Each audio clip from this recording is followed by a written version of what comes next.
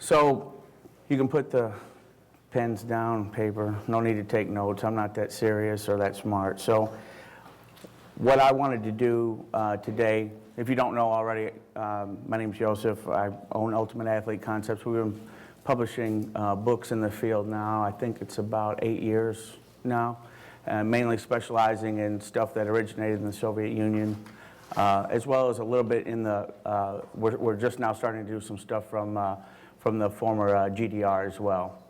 And what I wanted to do was kind of give a very practical layperson's kind of perspective as to how did that evolve, and then, you know, what someone else can take away from that as a benefit. The reason why we showed the video is this was kind of my first introduction. Todd Marinovich and I are not very far apart in age, maybe 4 or 5 months. And I remember when I was in high school seeing this video and then reading about it a little bit in the paper, and it really intrigued me. So naturally, you know, I was probably a little bit below average as an athlete, which was frustrating, obviously, if you like sports. And I wanted to find a way. I'm an optimist, so I figured there's got to be a way that you can develop this athletic ability. So I see this, and I'm like, you know, that's got to be it. And at that time, you know, no internet or anything like this. I didn't know how to kind of track that information down. A couple of years later, I bought the Secrets of Soviet Sports and Fitness, which now is the Secrets of Russian Secrets book, which we actually publish now. I read that book, and then it kind of opened up a whole new world to me that you could make an athlete, because the consensus here in the United States was, you know, you're either born with it or you're not. And so I started to see, you know, maybe there was some hope that you could develop a high-level athlete. So after reading the book, I called at Cal Fullerton, I believe it was, and I was looking for Dr. Yosef. He had already retired at that time and was kind of full-time in business. And so tracked him down in Escondido. A few months later, I went out to visit, and then it began. So my perspective was, I was already an adult, 23 years old, and I just wanted to see if I could go back to school. I was going to go back to school for a couple more years and see if I could play college sports. I was a basketball player at that time. And went out to see him, and despite having other health issues, I had a couple of health issues that were real hard to overcome, but got a really good result within a few months with a lot less work than I had seen anybody else doing, very efficient, you know, work. So my perspective was, and which I think is important for everybody else, was all I cared about were results. I didn't care about what he knew, where this study came from, what school of thought. It didn't matter to me. The only thing I cared about were concrete results onto the sport directly, not something that was impressive in the weight room, impressive on some test. I didn't care about that. I wanted to play, and the only thing that mattered to me were the results that would make that happen. That kind of perspective and focus is kind of what's driven it from that point forward. So as time went by and I started to work with athletes myself, I maintained the same focus. I don't have a degree in the field, no education. I haven't worked at an institution, you know, at any school as a strength and conditioning coach. So I've always just maintained the focus is, how's this going to make the athlete better at what he does, whatever the case may be. If he's a golfer, it's going to be dramatically different than, you know, a quarterback or an offensive lineman or a basketball player, a baseball player. You know, it's very different. And I think what's happened in the United States is we've taken the title of strength and conditioning coach, and we've adapted it very literally in the sense that strength and conditioning, and not so much directly, trying to really directly enhance the performance of the athlete with as little, you know, kind of sidetracks as possible. I think what happens in the United States is we make these correlations between this, and this is the strength over here technically creates a better athlete, so let's just do that. But, you know, that has a bottleneck. You know, there's only so much that you can milk out of general strength or general training that's going to allow for that. So the reason why I think that the United States is still behind where the Soviets left off at is a few reasons. One is we don't fund that type of research in the United States. You know, over there, they spent billions developing the schools.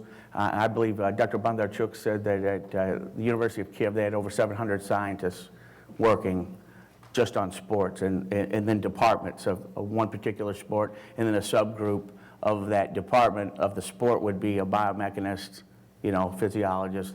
You know, so the degree that they took it to was incomparable here in the United States.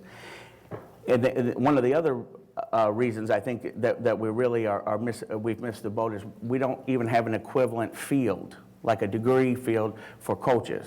So there's no PhD in coaching here, you know, where you have to learn at least, you know, basic knowledge of biomechanics. You have to learn basic exercise physiology, nutrition. We don't have an equivalent, and we don't research athletes' performance at the highest level either. Most of the stuff that we do will be on the general population or maybe really low-level athletes, but nothing, you know, of any significance. So it's not that we're so bad. It's really kind of apples and oranges. We don't have the same approach or the same kind of focus that they had. It's just not the same thing. So with that in mind, you know, it's impossible, I think, for us to really kind of move the science forward without even having the original focus of how do we develop athletes at the low level, intermediate level, and then at the elite level. And one of the other things that I found interesting as, you know, over the past several years, I get phone calls and emails from strength coaches all over the country pretty regularly now. And, you know, we sell to, you know, a lot of different schools. And, you know, it's kind of interesting that one of the things that most of the coaches will tell me is, you know, I'm trying to do some of these different things, but my sports coach he doesn't want to go along with that. He's not crazy about me changing the way that we're training. He wants me to really kind of run him in the ground and you know, results be damned, but let's run him in the ground. You know, it's a toughness thing as opposed to a performance thing. And I hear this over and over again pretty regularly.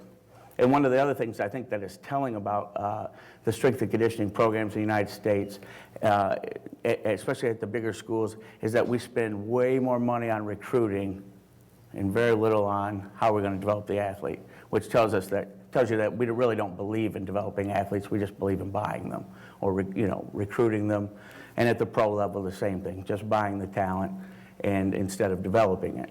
Otherwise, you would see, you know, kids who are maybe moderately talented but really good workers, good citizens, they'd be getting recruited higher because, you know, the schools would know that they could develop him into an athlete over the course of the next couple of years. So I think that kind of tells us, you know, where it's really at. What we really believe in the country is that it's better just to recruit and buy the talent than it is to develop it. In my opinion, I think that the aim of what we do is, you know, some kind of quantified improvement that really has high correlation to the sport. And I think that some of the things that we've used in the United States and we use right now are kind of a little bit off the mark, kind of like economic indicators, where, you know, you could talk about what's the unemployment rate, what's the interest rates right now, how's the dollar exchange. None of those tell you how the economy is doing as a whole. All they do is they give you indicators as to how it's doing, and you got to put them all together to get a picture of really, you know, what's going on, what's the strength of the economy. So we have different things like, and none of these are negative, but like we'll have like a functional movement screen that has value. We'll have heart rate variability, it has value. We have combine testing, it has value. But none of them tell you, you know, in any way really how good the athlete is at doing what he does. You know, I'm sure that no one on any of the pro teams says, well, you know, LeBron James really didn't score really well on that functional movement screen, so we're probably not going to pay him. I mean, come on, you know what I mean? It's, or you know, his resting heart rate's really not where we want it at, so, we're going to have to dock his check a little bit, or maybe not give him as many minutes, or, whatever the case may be. So I think what happens is those are distractions. They've become too important. So we look at all these other things like, well, we got to develop this, this, and then there's no translation onto the field. Precisely where he can perform his sport, at a higher level. And granted, you can't it's harder to quantify, can you play your sport better? Because there's variables. Now in track and field, you can quantify it, which is great. There's the simplicity there is great because you can quantify exactly, is he faster or is he not faster? Or can he throw further or not throw farther? End of story. Team sports, which most the strength and conditioning coaches are involved with, and that's the highest population of the athletes. It's a little harder because you don't quantify things exactly the same way. But we can get some indicators, I believe, that give us some clear picture as to how are we doing, and I think that we can get some ideas there. Now, we look at guys, even like with combine testing, where you're testing speed in football, you're testing vertical jump, you're testing strength, but then you have all these players who kind of defy that, like a Barry Sanders, a Jerry Rice, neither of which were fantastic athletes, good athletes, no question. But Barry Sanders, was he fast straight ahead? Not really, not by the standards of today. But the guy could change directions like nobody's business. So how do you train that? What could we do there to train a guy who runs a 4 or 540, not blazing, but he can change directions like nobody's business? Can we train that? Well, then you got to get more specific. You got to be more precise in the way that you train. So if you look at or Jerry Rice, who runs beautiful routes, not the fastest guy by any means, but he could run great routes. He could change directions really well. So you're looking at other qualities that we don't quantify normally. We don't quantify them, at combines very well. 20-yard shuttle gives you an idea. I think that, it has some value in the L drill that they use, but by no means are they comprehensive. We don't look at how well can he execute a change of direction or a cut. How well does the quarterback throw the ball, the pitcher. From a biomechanics point of view, is he able to execute that skill really well and do it repeatedly? I think those are the things that we want to be able to look at and to include into the package of all the things that we already use as evaluation tools. So, we want to look at the other things I've mentioned already, but we want to include in that too. What is the most relevant qualities to his play improving?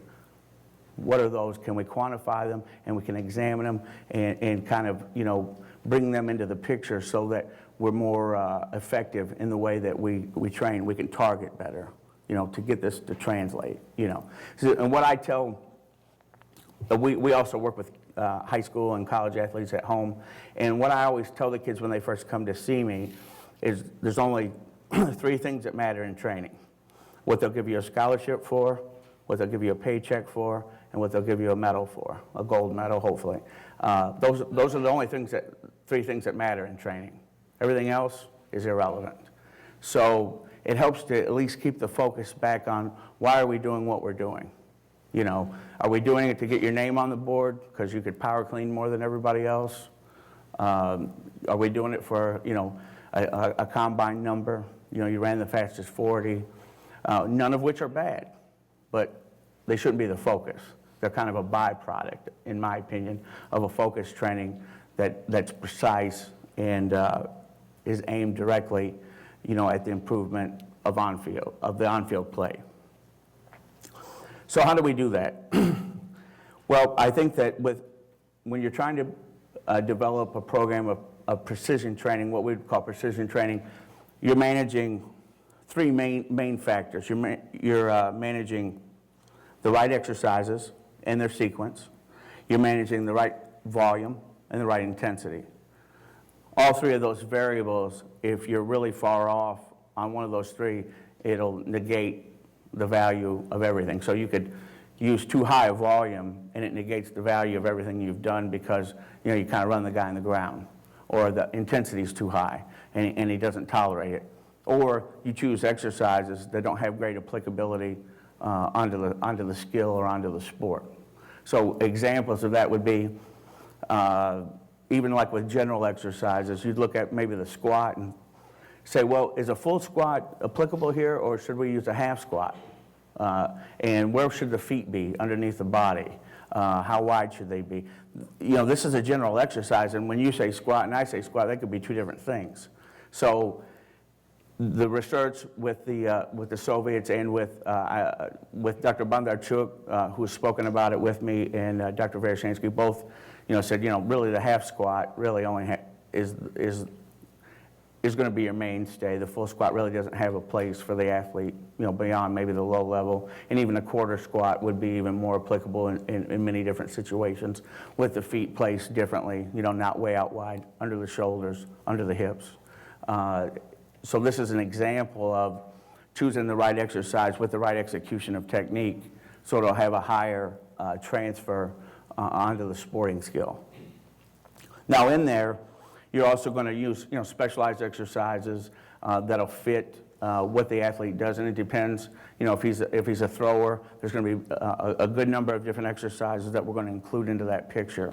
Maybe some things for the hip rotation, for the rotation of the trunk with the obliques. Also the flexibility, around the low back and in the abdominals as well, to be able to separate the hips from the shoulders. So we may use exercises like these that are going to be, very applicable. They're built on the platform of the general. So the general is the platform upon which we're going to build the specialized exercises, and they have a synergy that develops between the two of them as they're placed appropriately, all within the context of lower volume, lower intensity, especially at the high school and in college level, in my opinion. And what I suggest to guys like Jay, when we help them, or Matt at Michigan Tech, what I always recommend, I said, always go below the threshold, kind of go too low. And then slowly kind of bring up those variables of volume and or intensity and just see where adaptation takes place at. And then this way, you can kind of find that what they call the threshold of adaptivity. Where is that? And I think most programs, in my opinion, don't look for it. We're going to do 3 sets of whatever, 4 sets of whatever it may be, doesn't matter what it is, and there's no ratcheting up to find what that level of adaptivity is for that athlete or for that group of athletes. There's no precision. It's a program, it's a workout, and that's it. And I think that's a mistake because, in my opinion, in my experience, which has been, Doc and I have been working together 19 years now, is that we grossly, and I did this for a long time, we grossly underestimate the plasticity of the athlete that we're dealing with. You'd be surprised that not a ton of stimulus will render a very good result. And like Dr. Vereshchansky, she talked about last year more, was that the exercise doses could be like medicine, in the sense that a little bit isn't enough to elicit a response, and too much can kill you. We got to be somewhere in the middle where we want to hit it right on the head with the right exercise, the right volume, the right intensity, erring on the side of too little, slowly bringing it up, finding the threshold of adaptivity. And this way you know how to change your variables from that point, because once you feel like you've found that threshold of adaptivity, now you just make small changes, as time goes by, with your variables of volume and intensity. You just bring them up slowly, and then it just takes a little bit more, and it elicits another response. And you may just change the sequencing of the exercises themselves. You may replace one exercise with another one along this sequence pattern, even at the same volume and intensity level, which would elicit the positive response that you're looking for. Now, like Dr. Yosef mentioned earlier, when we're working in this area of precision training, we're using a 1x20 initially. And what are the values? He's talked about them already. You're going to more deeply ingrain the neuromuscular pathways, more capillarization to the connective tissue, which is going to help for recovery and for injury prevention later on. And the strength development that comes along with it is, it just comes along like clockwork. It's really kind of amazing, you know, how you'll see the athlete get stronger from session to session, week to week, almost in an unmitigated progress that really doesn't slow down, you know, for extended weeks, months, and like he said, up to years if you have a, you know, a younger athlete. From there, so we're using the 1x20, and just for the sake of this talk, we'll talk football. We'll have him running the mile, a timed mile. We feel like that's the best place for him to be at to develop his aerobic capacity. And we'll do that, we'll bring it along as it improves, and just kind of keep riding it until the improvement starts to kind of slow down, and then we'll start to transition into shorter distances. Somewhere in there, we're going into a 1x14 phase, which is a little bit higher intensity level, to spur on a little bit more adaptation. And then we're bringing the distances down. We may run, you know, 1,200, you know, maybe a 1,200 and 1,000, 1,200 and 800, and slowly start bringing the distances down. So we're going to start from long to short, and kind of let those two mirror each other, if you will. So the 1x20 kind of more mirroring the mile, and then slowly bringing them down in concert with each other as time goes by.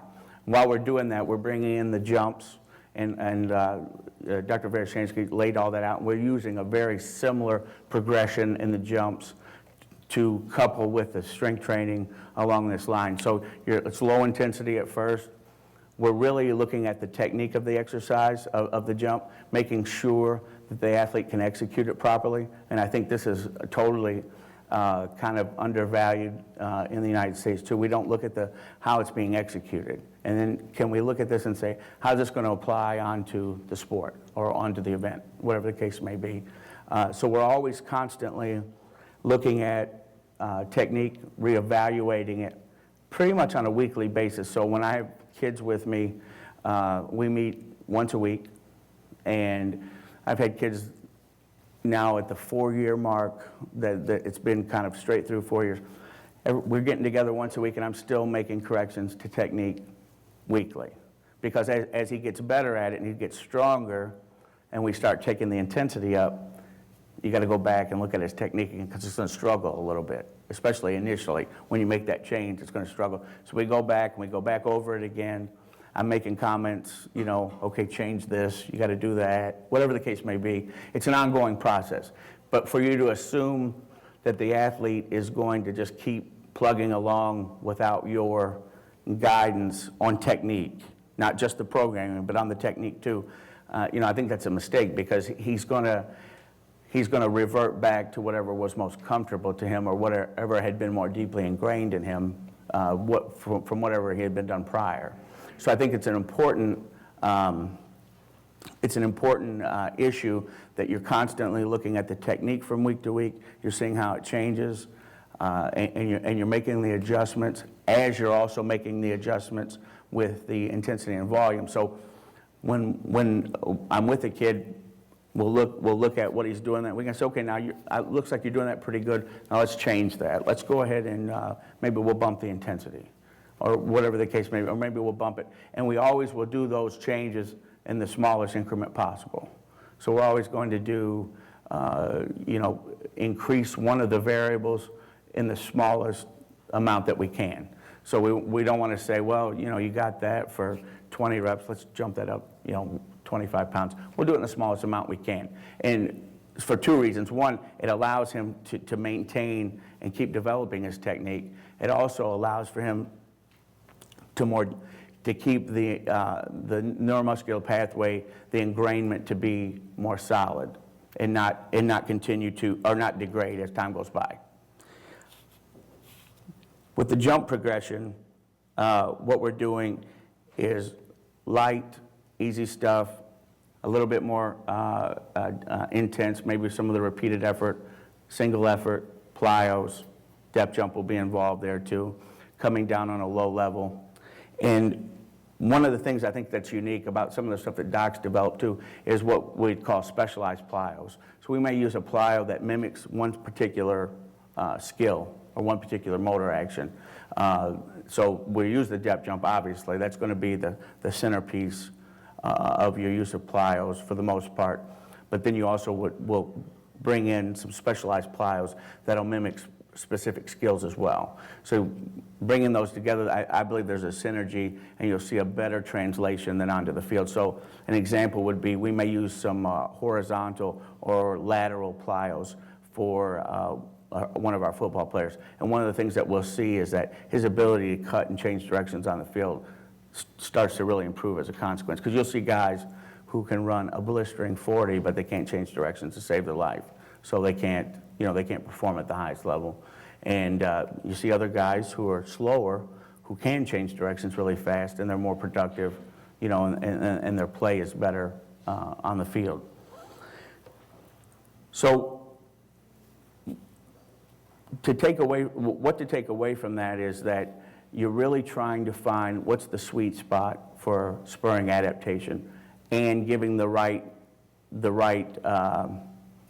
exercise selection and sequencing in the right dosage to elicit the optimal result, the best result that will carry over onto the field. One of the things that I think that is important with us as coaches in America especially is, a lot of guys they learn a lot, they read our books, and they want to try a bunch of different concepts and on a kid who's 16, and it doesn't work. And it's because, well, he's not ready yet. It's a process. And the Russians knew that, when they had a kid who was 13, they were looking out 15 years, saying, what are we going to do? We got 15 years to develop this guy into hopefully a world record holder. How's that going to happen? It's a long process. And it's kind of like the way that I describe it to a parent when they bring their kid to me, what we're doing is kind of like a music lesson. It's a week-to-week progression. You're not going to be a world-class pianist in 6 months. It's a lifetime deal. So I articulate it in the same way. It's going to take time. It's a week-to-week thing. It's going to take constant interaction back and forth. And we take it at a very even, deliberate pace. We're not trying to fly through it. And we know that if we do try to, the athlete ends up overworked, injured, and the results aren't there. So there was an interview with Warren Buffett, I don't know, many years ago, and they said, your investment strategy, is it better because you're so smart or because you're smarter than everybody else? And he said, absolutely not. He said, there's a lot of guys in the field that are way smarter than I am. He said, the key to my success is my temperament. He said, I don't get too up and I don't get too down.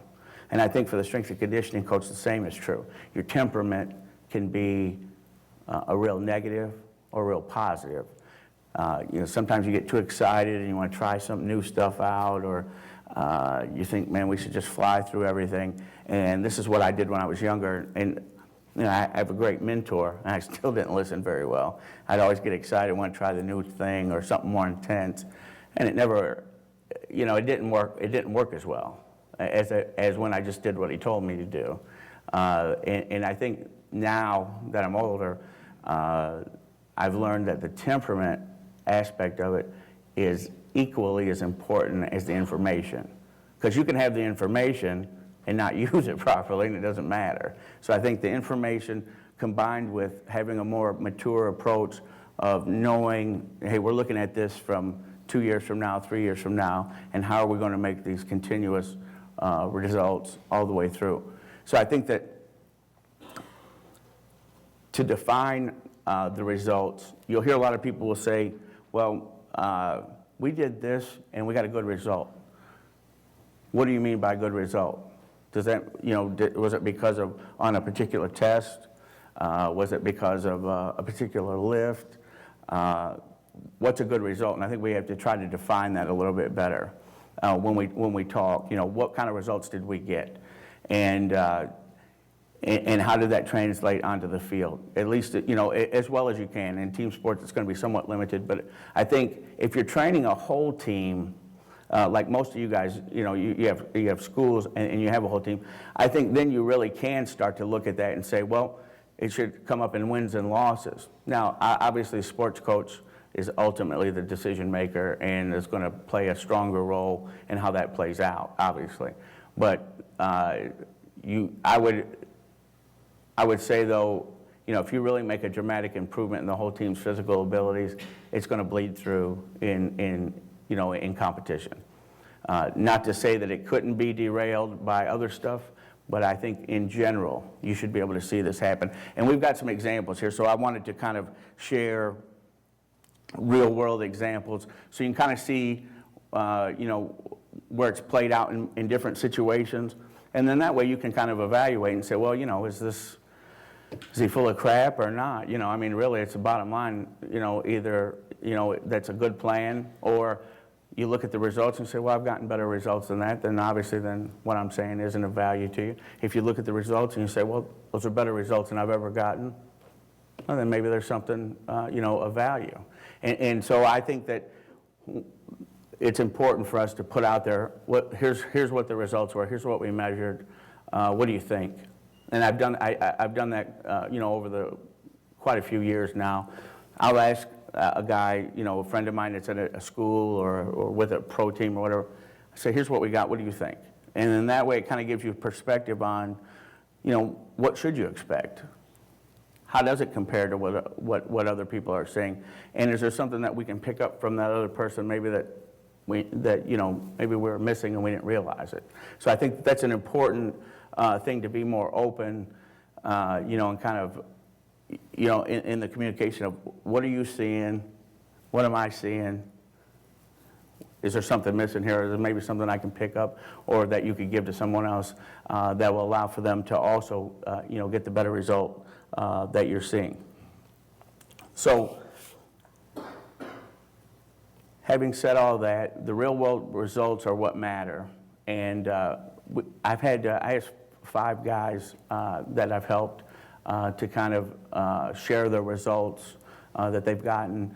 And some of it's been on a limited scale depending on the situation they were in. Some of them they had total control and could give you some ideas. But after we're done, I've asked Jay and Matt Tomey from Michigan Tech and Jeff Moyer, who's now in Pittsburgh, but was working at Lake Skaneateles with the football team there, and Kyle Skinner, who was going to be attending but couldn't at Western Michigan University, and also Ryan Bracious, who was a strength and conditioning coach at Rockford College in Illinois.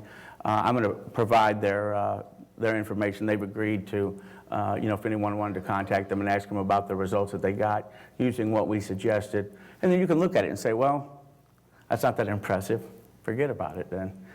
If it looks like, maybe it's something better than what you've been getting, then maybe there's something to it. And I wanted to share, when we talked about the team setting, the situation that Jeff was in, and he can talk about, he's here, and he can, would you raise your hand, Jeff, so everybody knows? Jeff called me a couple years ago, and he said, I'd like for you to help me with this team. I'm working this team in Lake Skaneateles, New York. Can you help me, kind of just help me guide this process? Because I don't want to, we didn't want to go too far off the path, just kind of give me the suggestions on how we should run this. And we did. I think previously, and if I say anything wrong here, Jeff, correct me. Previously, the team was 3-8. They were 1-7, and then we came there, new coaching staff at the beginning of that season, and we went 3-8. And then we got together. Yes. Okay, so 3-8 the previous year under the same staff. After we started with them, they went undefeated, correct? Second season, undefeated. And average margin of victory was 28, 30 points? About 28 to 30 points between the 2 seasons. And the team started, I think it was in the first season or the second season, started the season at 365 in the state of New York and ended up around 50. And one of the other more remarkable things, just a quick anecdote with Dr. Yes's, the quarterback had been injured in the fall. I think it was in September, had an avulsion fracture surgery on his elbow in October. by one of the former colleague of Dr. James Andrews, so he's a very competent surgeon. They were still having trouble with him at the 3-month mark. He was still having pain when he threw and really wasn't improving very well. At that point, Jeff called me. He said, man, is there anything that we can do because this is just not getting better? So I called Dr. Yosef. I said, what do you think? Maybe we could get involved here with this. They did, called Doc. I think within a month, you guys flew out to California. Within, and mind you, at this time, the boy's father was a former NFL player and had contacts all throughout the NFL. He was talking to strength and conditioning coaches from multiple teams, also with quarterback coaches as well, and no one was able to kind of resolve that. I think they were there 5 minutes in California throwing, and Dr. Yessis pinpointed the problem, started to make the mechanical corrections, and the boy was pain-free and not very long, pretty quickly. Yes. What's more important, which is a great, it's great. That was good. Got him recovered. Found the technique problem, why he was having the elbow pain to begin with. Corrected that. And that'd be great if that was the end of the story. What actually ended up happening is he ended up being the #1 rated quarterback in the state of New York that fall. And then was, on a scholarship at University of Central Florida. So, and we have this discussion with the boy's dad, who was also the coach. We have that documented.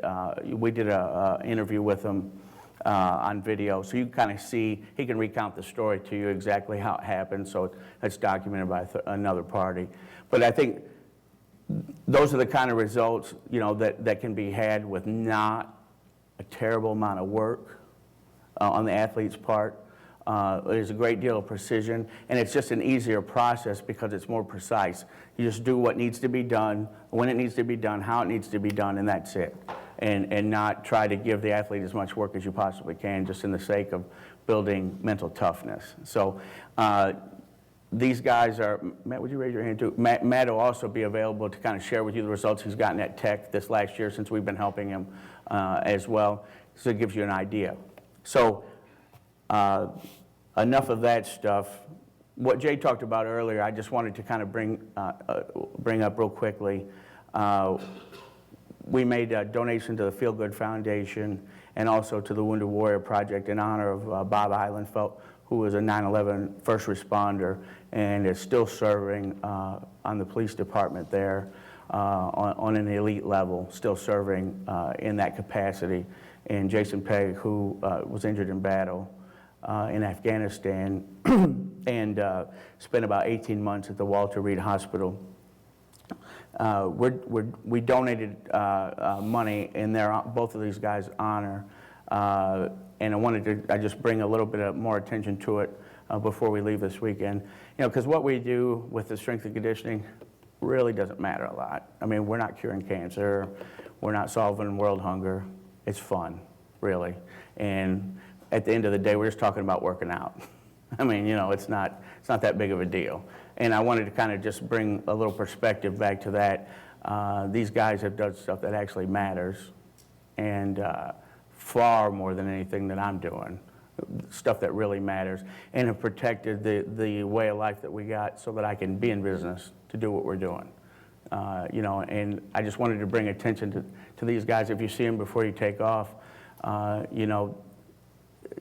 just say thanks. These guys did an incredible job. Both of them have, and I can't say enough about that. So, if any of you'd like any more information on either foundation to give, you can find it online real easy. And I would encourage you. I know that both of these institutions have benefited both Jason and Bob directly. So it's a real deal, kind of outfit where real assistance goes to the people intended. So with that, thanks for your time. And if there's any questions, let me know. And if you're interested in any of the books we have, we got multiple book packages that we sold at a good discount. So if there's anything that you're interested in, just let me know. Thanks.